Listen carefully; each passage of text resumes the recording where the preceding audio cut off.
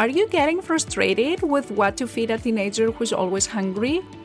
Everybody knows that teenagers have a huge appetite. It seems like you need to feed them constantly to satisfy their hunger. It's even more difficult where teenagers who struggle with their weight truly want to make changes, like cut down on junk food or stop overeating, and they can't. There's frustration, isolation, stress, and that's why I decided to create a recipe collection of 30 easy and healthy meals for teenagers. They're all high in protein to satisfy your teenager's hunger, and they can all be ready in less than 30 minutes. If you want to grab a free copy, go to lifestyleforteens.com/recipes.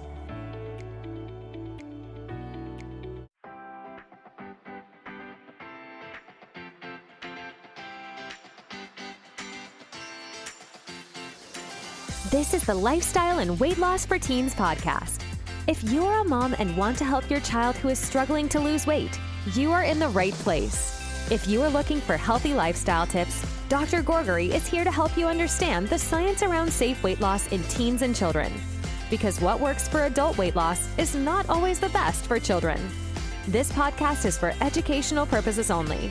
Dr. Gourgari does not provide medical, psychological, or nutrition therapy advice. You should not use this information to diagnose or treat any health problems without consulting your own medical practitioner. And now, your host, Dr. Jenny Gourgari.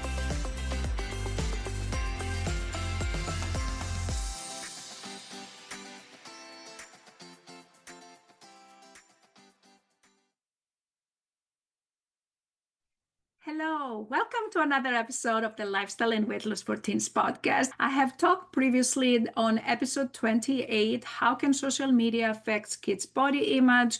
And I have also talked on episode 18, the top 3 reasons social media promotes overweight in teens. On today's episode, I'm going to focus on something different that I hear from teenagers, and that is when they are comparing themselves to social media images, and that makes them feel very sad, makes them feel disappointed, and all those thoughts that are having are basically self-sabotaging their progress. So the topic today is going to be, what can teenagers do to avoid this problem? What can they do if they keep comparing themselves to others on social media?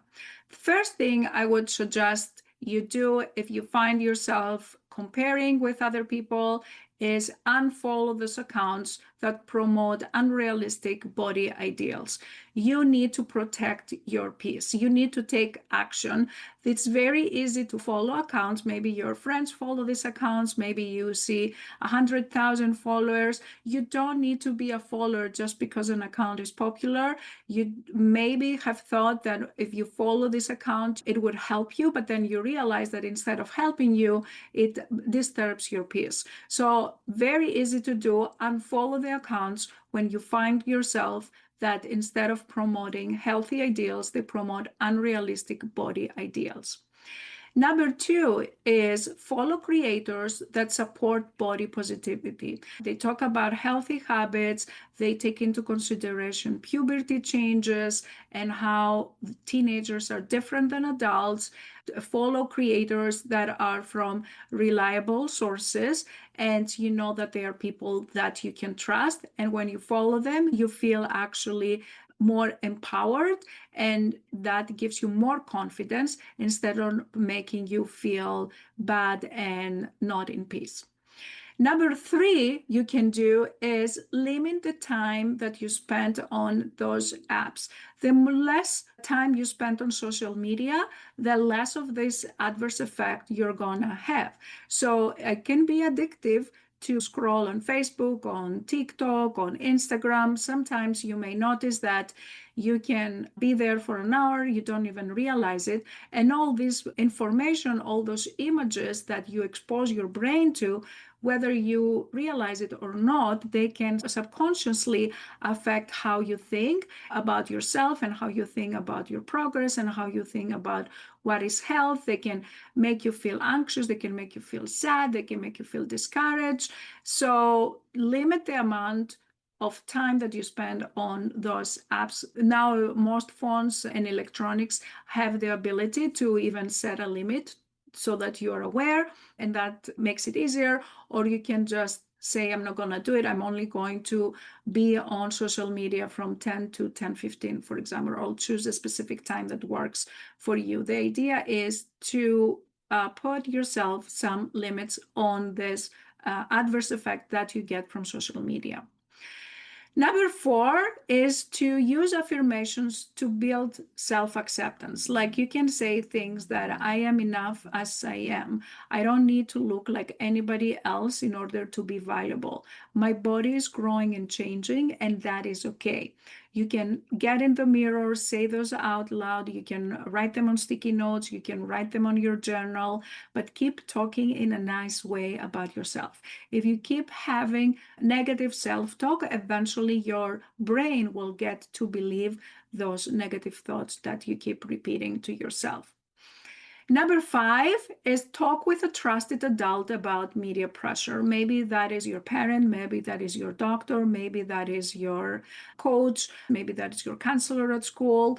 Talk to someone if you feel that you're sad or you're feeling that you are not enough. Say that you keep comparing and you don't know how to stop. Start the conversation, talk with professional, and there can be support, professional support, if this is more serious than just a simple negative effect. Number 6 is learn yourself about the filters and all these editing apps. You can even experiment with images of yourself, and you see how applying all those filters can make the reality look way different. So don't believe everything that you're seeing. You're comparing yourself to a digital illusion. Not everybody has this perfect skin. Not everybody has this perfect body. There's a lot of filters out there, and it is unfair to compare yourself with that digital illusion of somebody who is like thinner, beautiful, younger, or whatever. So this is not real.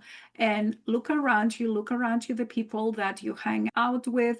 Not all people come in one size, and that is normal. This is human nature. Number 7 is track what content makes you feel bad and mute it. For example, write down in a week everything that you saw and make you felt bad. Like, for example, when you saw this particular person, you felt less confident, or you didn't like your body, or you felt anxious. So it doesn't have to be anything bad or anything dramatic.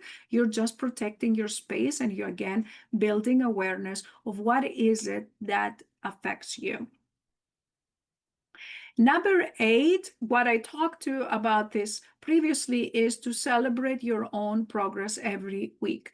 Like, instead of focusing on other people, look at what you are doing. I'm drinking more water this week. I went for a walk this week. I was kind to myself. I didn't have any negative self-talk. I didn't have unhealthy snack, or I had less unhealthy snacks than what I did before. Write down your wins, even the small ones. The more you write them down, the more you become aware, because they do matter and they help you build awareness and self-confidence. Number 9, use the social media to learn and not to compare. Like, for example, it can be a tool where you learn new healthy recipes. It can be a tool where you learn about healthy nutrition. It can be a tool where you find workouts. It can be a tool to educate yourself how to build healthy habits, but not a tool to compare and feel bad why somebody else is different than yourself. We are all different, and each of us has their own journey. And finally, number 10, I think this is very powerful, is write a list of your strengths outside of how you look.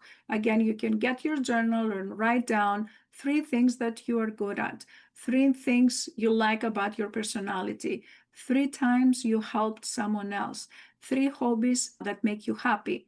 So this helps you build, again, self-worth that is not based on looks, because confidence is about who you are, not just how you look like, and particularly not just how you look like compared to other people. So my final takeaway is social media has a role, but this role can be bad or good according to how you use it. I hope the tips that I gave you today help you use the time that you spend on social media to educate yourself and become better. For those effects that make you compare yourself and feel less confident, I hope you find a way to reduce those negative effects. You're on your own journey. That's what makes you special. You don't need to compare yourself with anybody else, particularly when it's not real life and it's a digital reality that is presented. If you find this helpful, feel free to share this episode with your friends. And again, go to lifestyle14s.com/free and download the free resources to start your journey right away. I'll talk to you next week. Take care.